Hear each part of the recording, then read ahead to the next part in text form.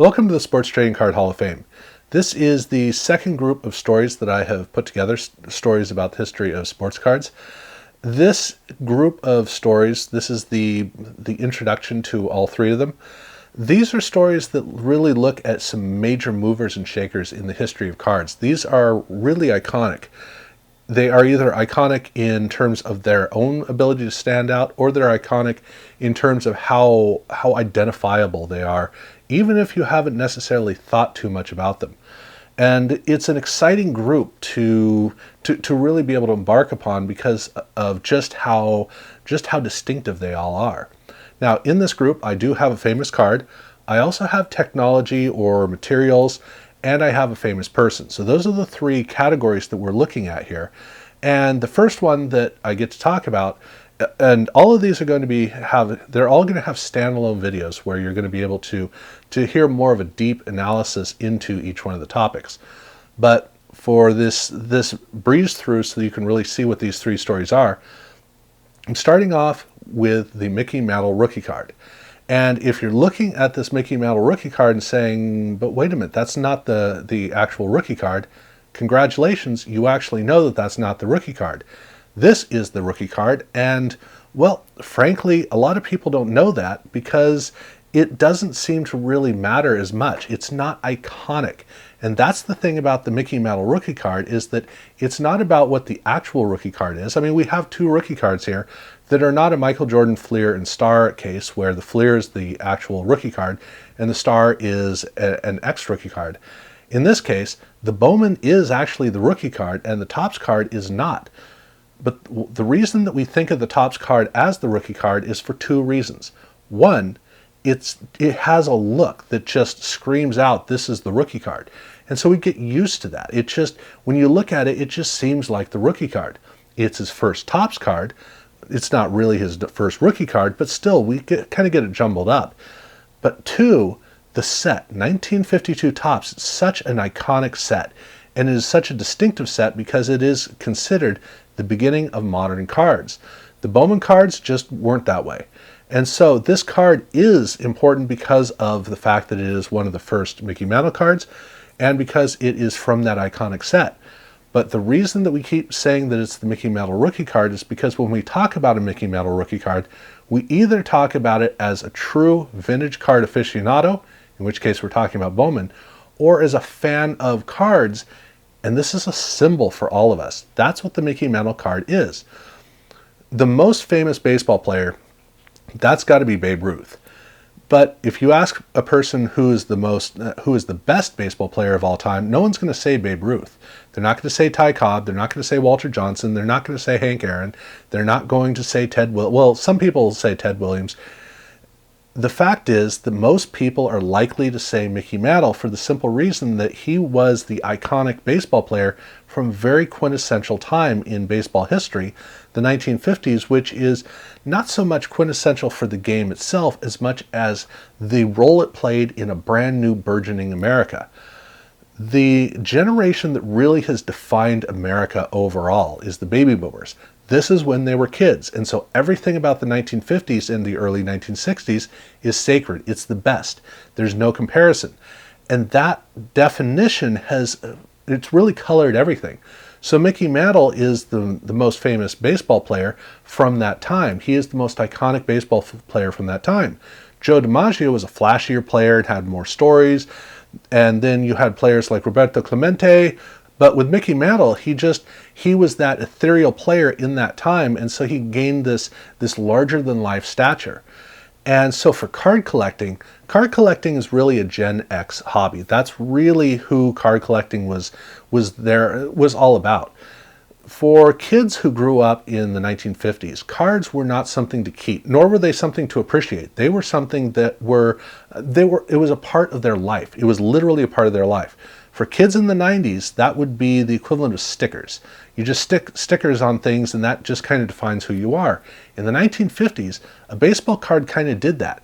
Because if you had, say, a Joe DiMaggio card, you would want to use that Joe DiMaggio card and make it a part of your life.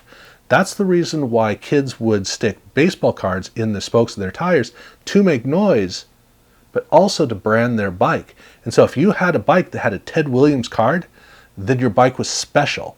And it sounds stupid to us now, but that's because we're adults looking back at kids thinking that kids are idiots. But really, we're adults playing with kids' toys, and we're taking them seriously. So really, who's the idiot here? The fact is that cards are meant to be appreciated by people who really appreciate them. And for kids, the way they appreciate cards doesn't make sense for older collectors. So for the kids of the 1950s, they grew up to be adults, and they went back and looked at their childhood, and they appreciated their childhood. And their childhood was a damaged childhood because it had been used, it had been appreciated. By the time we got their childhood, they would hand us their cards and their old toys. It's all broken, it's all damaged. It's precious because it's antiques. But we did wish that they had taken better care of them, but really, in a way, they kind of did. In a way, they kind of took care of their cards in the proper way, which was they were for kids and they were appreciated by kids. So for Gen Xers like myself, when we were coming up, we looked back at those cards and we defined ideal cards based upon that generation. We didn't look at Gaudi, we didn't look at Tito's 206 and other cigarette cards, we weren't looking at Play Ball. Those were cards we hardly ever encountered. We would see pictures of them, but we rarely saw them in real life.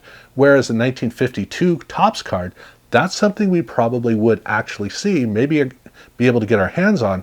And so our imagination was built around these ethereal cards that were actually within reach and something we could actually understand. And for a lot of us, we actually did get hand-downs from our dads. In my own case, my dad had some post-football cards, and so those were the cards I got. However, I was 7 years into card collecting by the time I got them, so it wasn't something that defined my card collecting. It was something cool to find later on. But more importantly, we usually got the story about the evil mothers, who was our grandmothers, who threw away those cards, and what a shame that they did that. But that actually helped to drive up the value of cards. So the Mickey Mantle card was the famous card for us. If you talk to somebody outside of the sport, they might not know the name of it, but everybody outside of sports cards knew the Honus Wagner card. Inside sports cards, we all knew the Mickey Mantle rookie card, the Topps card. That was the one we all looked at and went, that's the great card. And we've used it to define the whole card industry, the value base in the card industry. That defines it. So it has been an amazing contribution to card collecting because of the time that it existed, what it meant during that time, and what it meant to a future generation. Later on, we would get other iconic cards that would fill out more of a tapestry of cards. But the Mickey Mantle rookie card is always the one that we look at and see in a very precise way to perform a very specific function in helping us to understand and define who and what we are. So great, but like I said, I'm going to get more into that in a standalone video. For this, I just want to talk about basically why I'm talking about it here in the history of sports cards. And when I move on to the next one, I'm moving very much into a new generation where I'm moving out of the vintage era into the new era of cards, the true modern era of cards, the 90s. Specifically, one of the most defining elements of the 90s. And for a lot of people, they're either post-vintage or vintage. Vintage guys tend to hate glossy cards. And for those of us who grew up on those glossy cards, we love them. That's what makes cards great. And vintage cards are these really cool, archaic, old things that are too precious because they're just so adorable the way that they used to make cards. So, when you talk about glossy cards, normally you talk about the actual gloss on the cards. But there's something that is probably more iconic than that, but definitely more distinctive and much more influential in cards, which is gold foil. Now, the first time that gold foil was attempted for a main release card, it was actually way back in 1987. Action Pack made a run at it, it didn't work, but in 1989, that was the first time that we had packs that contained gold foil. But it was regional. So 1990 was the first year that the entire card industry had access to gold foil cards. We'd already gotten holograms by that time, but gold foil is a different beast. And the main reason why you're oftentimes going to hear people say that the first card with gold foil was Stadium Club is because those people are baseball collectors and they didn't know about the action pack cards. But also the action pack cards didn't really communicate the gold foil. In fact, I never really thought about the cards as being gold foil until, well, frankly, I started doing the videos that I've been doing here on YouTube. And then it dawned on me that, yeah, that's the same thing as what Ultra was putting on their cards in 1992. It's too much. And that's the thing. It's not an accent. And by overpowering you, you don't really appreciate the gold foil. When we looked at 1990 Action Packed, our whole focus was it was 3D and it was thick. And the thickness created a problem for how we collected. It was also expensive, which was annoying, but the gold foil just wasn't a part of the conversation. In 1991, instead of redefining the industry, we only really saw it with Topps along with Action Packed. Now, Action Packed did take that and create one of the most refined, one of the most well-built cards in history. Gorgeous card. And it would actually take the industry a long time to actually match up with what they had done. But Topps also used gold foil, and they used it mainly as an accent for their Stadium Club cards, but they also threw it on a couple of their Bowman cards, and also Desert Shield. So, we got to start to see it as an accent and a little surprise in packs. More specifically, baseball fans finally encountered gold foil cards. But really, we were now finally starting to see gold foil cards in the way that they were supposed to, in the way that they really worked, which is that it was used as an accent. So by 1992, we saw Ultra really refine it with their, just a hint of gold foil that just took a card, just made it exquisite. And that card would help to really shape how cards would be designed in the years to come. In fact, by 1994, it was so significant that the 1994 array of cards are defined not by how many cards had gold foil, it's defined by how many cards did not have gold foil. I mean, everybody had it. Fleer had it, Topps had it, Pacific had it, Donruss had it, basically everybody. Action Packed obviously had it, Proline had it. Okay, not Proline. They're the company that did not use gold foil, but everybody else did on almost every single card that was created in 1994. In fact, almost everybody got rid of the borders and just used gold foil on their cards. That was pretty much the way 1994 was. So you go from 1990, where only Action Packed had it, to 1994, where pretty much Proline was the only one without it. That's a huge swing in a very short period of time. But as big of a deal as that was, the bigger deal was also in 1992. But that was with Topps, because Topps released a parallel of its cards with gold foil, a big gold foil banner down at the bottom. And we absolutely lost our minds over it. It was amazing. It is ugly. I mean, it is a really ugly card, but we weren't noticing that. We were so focused on the gold foil.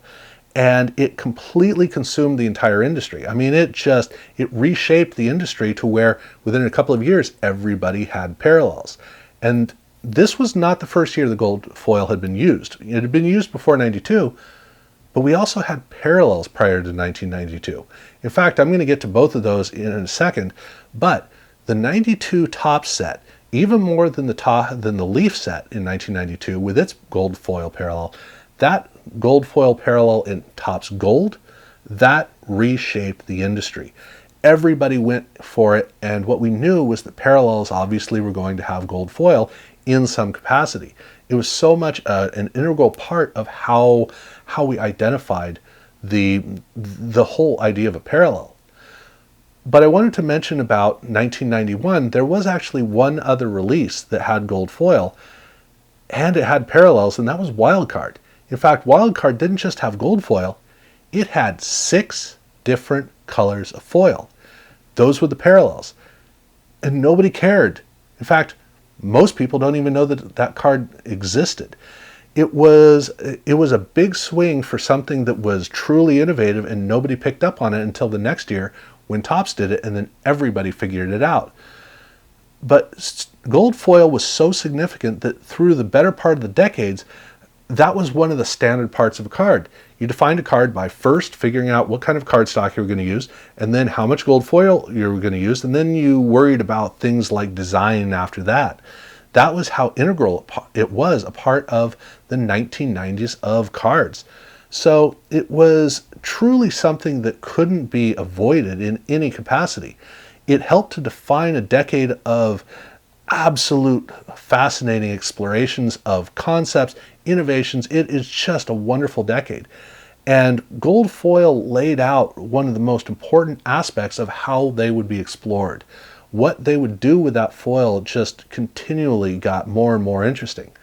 And while we would have hollow foil and some other variations on it that would take on a larger presence than just gold foil was the foundation for, well, it continues to define cards even to this day. So it's difficult to really appreciate just how important that development was, especially when you look at 1990 Action Packed and go, really? The big deal came out of that? And again, the fact is, that's actually not where it came from. It had to pick up some steam.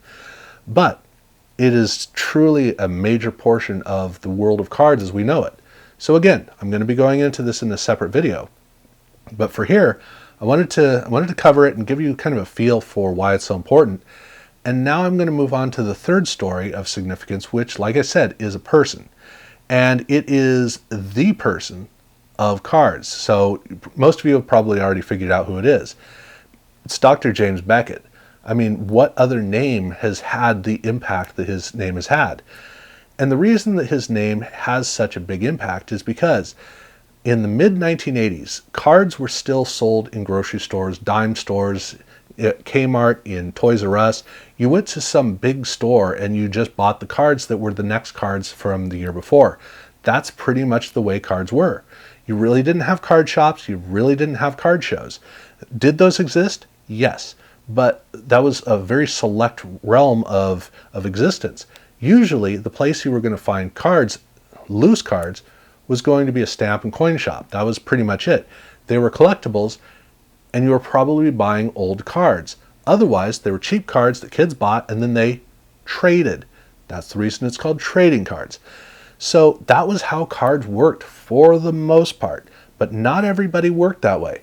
Some people did actually take cards seriously. They worked hard to put together a set, try to find really good quality versions of cards, and actually pursue older cards. And so what we needed was a common language for this, and we needed a guide. And Dr. James Beckett was one of the first people to actually put that stuff together. He wasn't the only person through the 80s and especially into the 90s who was doing this, but any time that you would see it, whether it was Tough Stuff or whatever publication you found, they still had kind of a mechanical name. However, Dr. James Beckett had his name right on it, and more importantly, it wasn't just James Beckett, it was Dr. James Beckett. This guy knew his stuff. He was a doctor or professor or whatever of cards. And so that meant that you actually had a particular name that you could attach to it and know, okay, this has a seal of approval of an individual. It's writing on his merits. And the first publications that he did were long before the magazines. But these publications were amazing because they were a roadmap to not every card that was made, but they gave you checklists of cards decades and decades, and you could actually sit down and figure out, you could see the roadmap of cards to an extent, and over the years he would add to it and he would build it out even more. But it gave us that ability to see the cards, but see it in two different dimensions, both the dimension of the actual set and what cards were in it, and two, the relative values of these cards.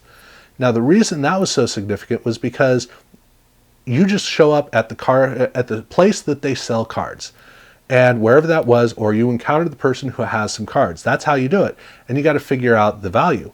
Well, he actually was able to put together a nationwide understanding of card values so that we were all speaking the same language, and then he maintained a dialogue so that he could continue to update that and grow the values over time. But where the Beckett really made an impact was starting in 1984 when he began to do monthly magazines. And the magazine started off with more of a newspaper stock type of a page. But then he developed it, or Beckett Media developed it into essentially like a Sports Illustrated with prices in the middle. And so for a whole generation of card collectors, our dad had Sports Illustrated. He was getting weekly, and we were getting Beckett monthlies, and we were getting it we were reading the articles in it about sports. I mean, it really was a sports magazine that also talked about cards.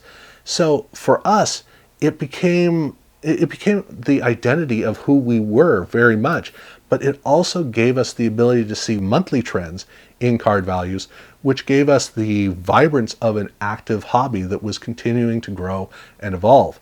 So it reshaped how we understood the card industry.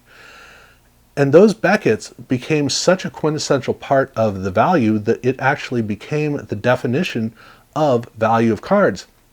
We would say that card Beckett's for $6. And Beckett's means that card has a value of. For us, it just became synonymous. That doesn't mean it was universal. We still had debates about, was Tough Stuff better, or was Card Digest better, or whoever. These different publications definitely did help us out, but the Beckett became the mainstream across the entire industry, and we all looked at that name as the name in cards. Sure, there'd be Lud Denny and Kramer, and there'd be a number of different people who were personalities, but there was only one Dr. James Beckett, and to this day, that name still resonates. Even if he's no longer a part of the company and we're seeing whatever the company itself does, it still is a fundamental part of card collecting to this day. And when you hear that Dr. James Beckett is in some way involved, we still have reverence of this guy who's really understated. I mean, he really doesn't fit the idea that we have in our minds because of how big the name is. But there was no bigger name in cards, and it was, again, critical for us as we were growing as card collectors to have that common person right at the center to really help us through. So I want to go more in depth into that, and so I'll be doing that also in another video. So those 3 videos I'm going to be doing in the next couple of weeks. And then next month, when I do the next group, I'm going to elevate one of these from the stories of cardboard to the binder of fame. So I'm really excited about finally doing that. But for these 3 entries, definitely do check out those videos when they do come up. And subscribe if you haven't done so already. Ring the bell in order to be notified. And thank you very much for watching.